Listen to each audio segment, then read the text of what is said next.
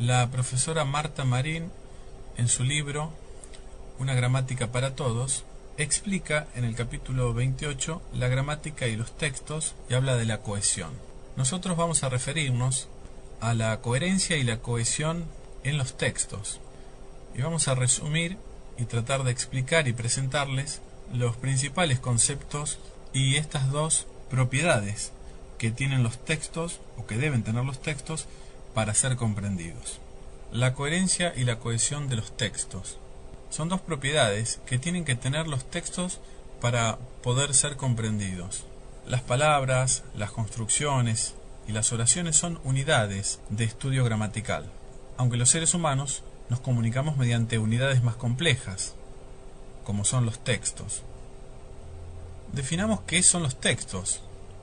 Los textos son unidades de sentido formadas por enunciados relacionados entre sí, no solo por su gramática, sino porque sus significados están vinculados. Los textos pueden ser orales o escritos, pueden ser extensos tanto como una novela o breves como un saludo. En general, todos los textos tienen un significado global, lo que se denomina el tema central. En los textos breves, orales, ese significado global muchas veces se comprende por el contexto. Se dice que un texto es coherente porque su significado global se puede interpretar no solo por el contexto, sino también porque las diversas partes del texto se relacionan. La coherencia es la propiedad por la cual un enunciado se entreteje y está relacionado semánticamente de modo tal que constituye un texto. La vinculación semántica entre las partes de un texto consiste en dos aspectos. El contenido de cada oración está vinculado con parte del contenido de otra oración. Y el contenido de cada oración está vinculado con el contenido global del párrafo o de todo el texto.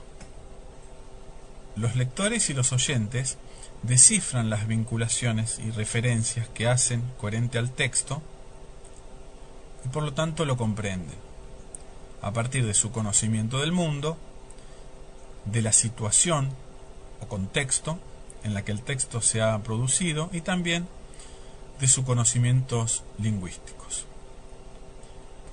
La coherencia es siempre un efecto de sentido que el productor del mensaje construye y que también tiene que construir el receptor con sus conocimientos.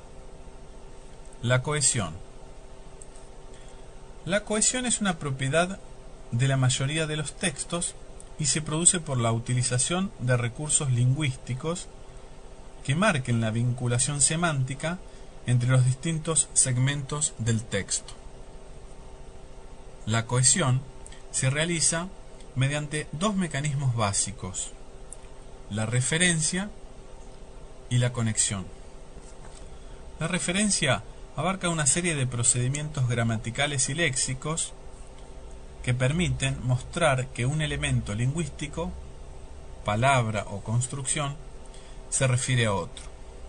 Por ejemplo, debido a la forestación del Amazonas, hay importantes iniciativas de concientización sobre el cuidado de la selva.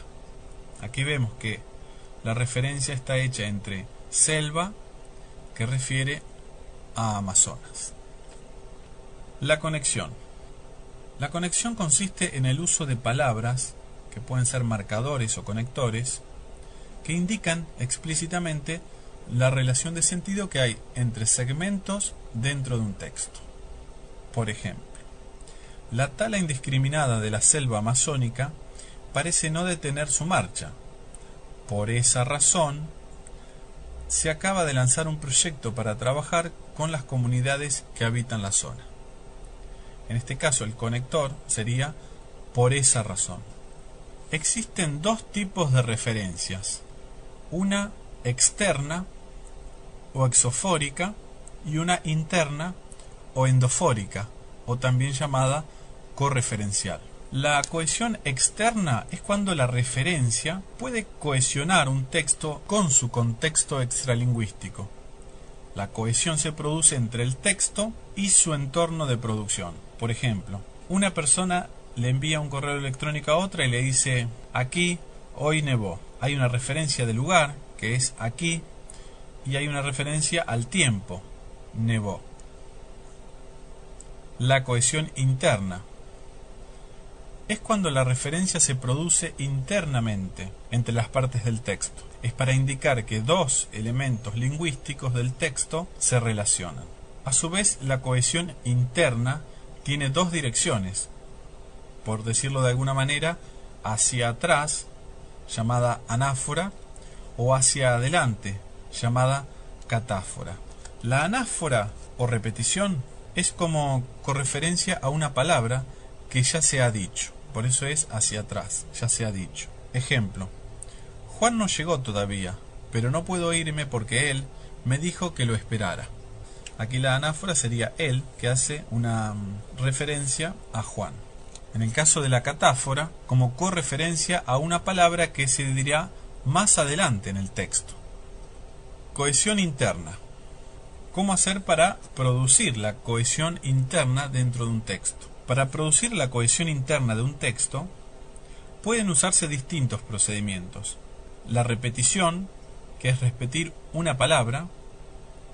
La elipsis, que es suprimir una palabra. La contigüidad, que es usar palabras con significados relacionados. O la sustitución, que es reemplazar una palabra por otra. Hasta aquí nos hemos referido a la cohesión correferencial, es decir, a la cohesión interna del texto. Y hemos hablado de algunos de los procedimientos para lograrla, como por ejemplo la elipsis, la contigüidad, la repetición, la sustitución. Dentro de la sustitución tendríamos que hacer referencia también a diferentes tipos de sustitución de palabras, como por ejemplo el uso de sinónimos, hiperónimos, hipónimos, la construcción de equivalentes, las palabras resumidoras y también uno de los más utilizados, los pronombres. Ahora hacemos referencia a la cohesión por conexión, es decir, la utilización de conectores. Otra de las formas de obtener un texto cohesivo es vincular ciertos segmentos del texto, los párrafos, las oraciones, mediante palabras o frases que establezcan vínculos de significados entre un segmento y otro. Se trata de elementos de enlace que son llamados conectores o marcadores, como por ejemplo, por otra parte, efectivamente, sin embargo, porque, por el contrario. Resumiendo, y les presentaremos en un cuadro, existen diferentes marcadores que contribuyen a la organización del texto. Por ejemplo, marcadores iniciadores, para empezar, antes de, marcadores distribuidores, por un lado, por el otro, enumeradores, en primer lugar, en segundo lugar, conclusivos y finalizadores, en conclusión, para finalizar, para terminar, y así. Hay diferentes tipos de marcadores, como por ejemplo de cambio de tema, aditivos, de puntos de vista, de ejemplificación, por ejemplo, a modo de ejemplo, es el caso de. Por otro lado, haremos referencia a los conectores. Los conectores, propiamente dichos, también reciben el nombre de conectores argumentativos.